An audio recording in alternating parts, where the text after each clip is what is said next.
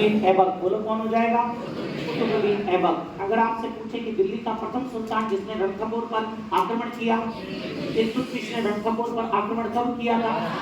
और ध्यान रखना उस समय रणथंभौर का शासक कौन था?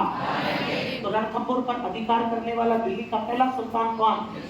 इल्तुतमिश। समझ में आ गई बात? चाहे आक्रमण पूछे चाहे अधिकार पूछे, दोनों में आंसर क्या है? बालक देव के बाद में रणथंभौर का शासक कौन बना? उसके बाद में कौन बना? वीर नारायण। वीर नारायण ने किसको पराजित किया?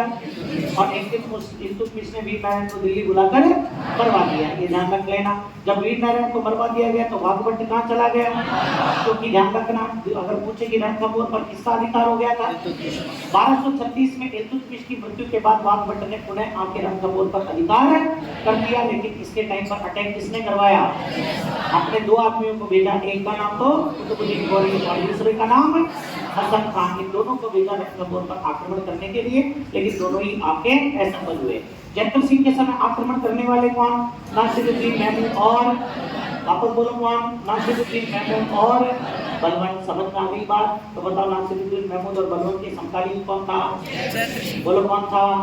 जैतर सिंह समकालीन था। 1250 में गद्दी पर बैठा था, ध्यान रख लेना। और 1250 से लेकर के और ये गद्दी पर रहा था 1283। कितने साल तक शासन किया? 32 साल तक शासन किया। कितने साल तक? और इसी का पुत्र था कौन? कभी सुनाओ कि रणथंभौर दुर्ग में 32 खंभों की छतरी है, वो किसने बनवाई थी? किसकी स्मृति में? क्योंकि जैतर सिंह ने कितने साल शासन किया था? इस 32 साल की स्मृति में अग्निदेव चौहान ने आपके 32 खंभों की छतरी बनवाई। अभी पढ़ेंगे खैर उसके बारे में।